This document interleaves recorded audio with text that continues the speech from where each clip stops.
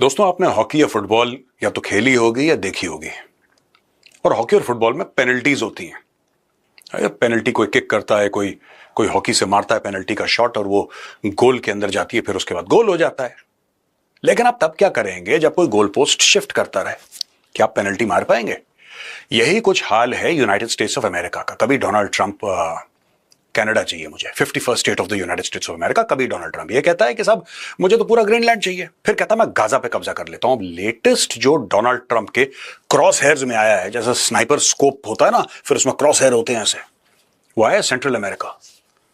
आपको यह भी पता है कि वेनेजुएला में उसने एक बोट, जिसको कहते हैं कि उसमें ड्रग स्मगलर्स थे, ड्रग लॉर्ड के लोग थे, आर्म्ड थे, उनके पास ड्रग्स थे, उसके ऊपर अटैक करा और फिर अपने शिप्स भेजे। वहां पे वेनेजुएला ने अपने F-16 उड़ाए, फिर उसको बोला कि अगर तुमने F-16 उड़ाए तो हम आसमान से उड़ा देंगे तुम्हारे F-16, ये सब। लेकिन यहां पे सेंट्रल अमेरिका में हुआ क्या दोस्तों?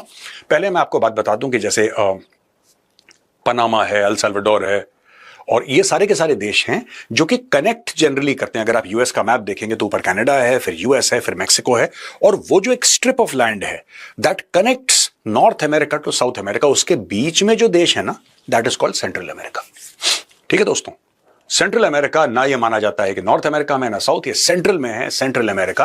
और डोनाल्ड ट्रंप साहब ने कल ये कहा है व्हाइट हाउस में कि मेरे इंडिया के साथ अच्छे ताल्लुकात हैं, नरेंद्र मोदी बहुत अच्छा वजीर आजम है, और मोदी साहब ने भी आगे से रेसिप्रोकेट किया है। तो इस तरह की चीजें जो हैं वो हुई हैं। तीसरा तारसा पाकिस्तान में फ्लड्स हैं और अमेरिका की तरफ से एड आई है, और भी दुनिया जारी बात है एड भेजेगी। पहली भी हमारी जो एड है वो कहीं लग नहीं सकी, उस पर भी कमेंट कीजिएगा। और चौथा कि अमेरिका के जो कॉमर्स सेक्रेटरी हैं वो भी कह रहे हैं, वो एक टफ लाइन ले रहे हैं इंडिया के अंदर।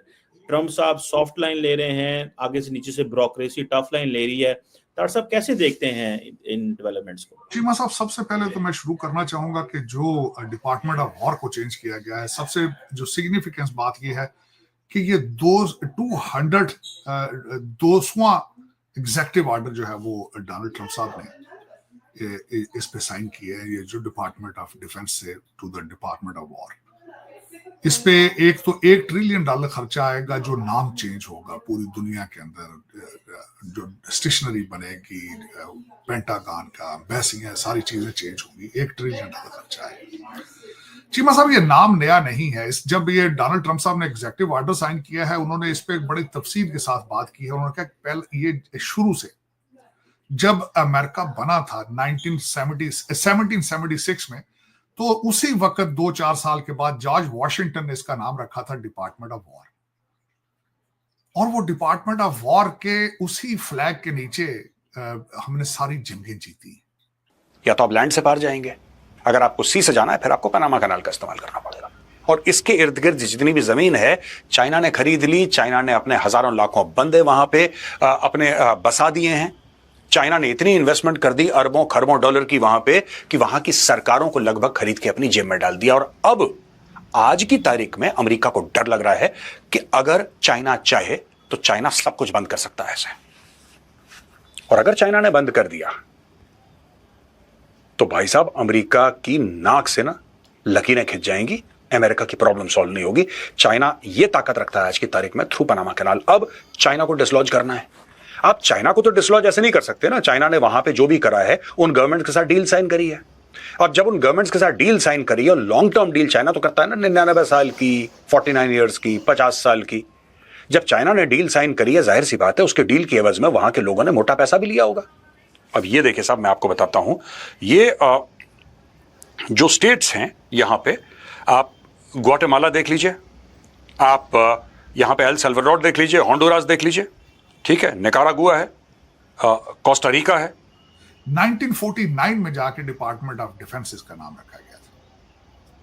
फिर उन्होंने जो इसके पीछे जो मैं पढ़ रहा था, अमेरिकन जरीदे, न्यूज़पेपर, वो इसको किस तरह लिख रहे हैं, दर हकीकत इसको चेंज करना बहुत जरूरी हो चुका था। साथ डोनाल्ड ट्रंप साहब ने जब ये साइन किया है, उन्होंने अपने जख्मों का जिक्र भी किया। वो जख्म क्या है?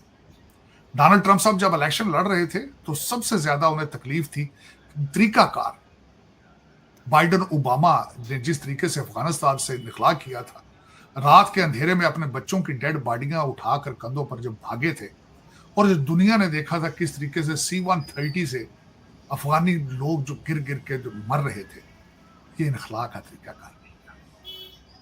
Pentagon forces demoralized. और जिस तरीके से बराक ओबामा ने जो अपनी आर्मी बेसिस को बंद किया, तो पेंटागन खत्म था।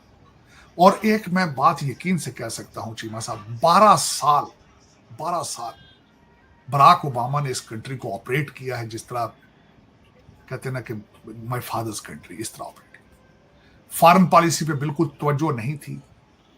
4 ममालिक ने खुल के अमेरिकन वीक फॉरेन पॉलिसी का फायदा उठाया।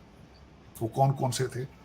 भारत था, रशिया, चाइना और इजराइल। इन्होंने भरपूर फायदा उठाया। और भी कई होंगे, यूरोपियन यूनियन ने उठाया होगा, और कई होंगे, क्योंकि यहां पे लॉ एंड ऑर्डर और हुकूमत और मेरा मतलब कोई उसका जिक्र ही मौजूद नहीं था। अब ये देखें, इसकी मिसाल थोड़ी सी देना चाहूंगा, आप अंदाजा लगाएं।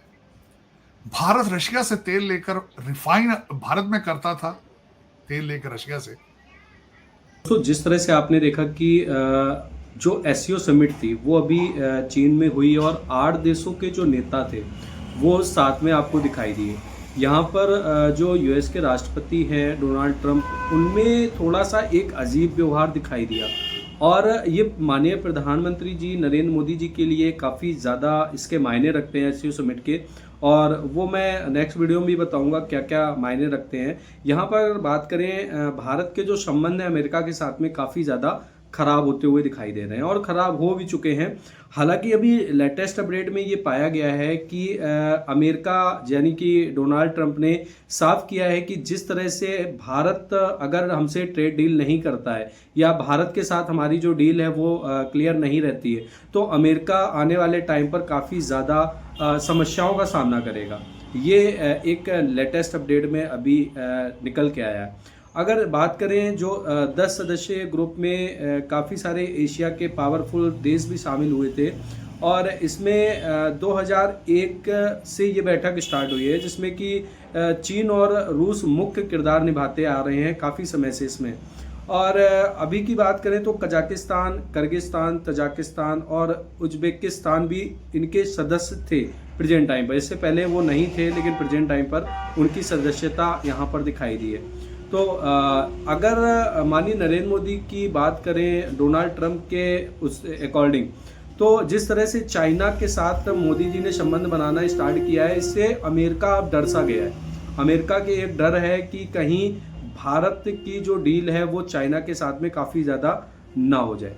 तो यही काफ़ी सारी बातें निकल के आ रही हैं, जैसा कि आपने देखा भी वीडियो में किस तरह से लोग जो द चाणक्य डायलॉग यानी डॉक्टर मेजर आर्या जी चीज़ों को स्पष्ट करते हुए दिखाई दे रहे हैं और सारा क्रेडिट डॉक्टर आर्या जी को जाता है। तो आई होप ये वीडियो आपको ज़रूर पसंद आया होगा। इसी के साथ हम मिलते हैं नेक्स्ट वीडियो में, तब तक के लिए जय हिंद। चैनल को लाइक और सब्सक्राइब ज़रूर करें।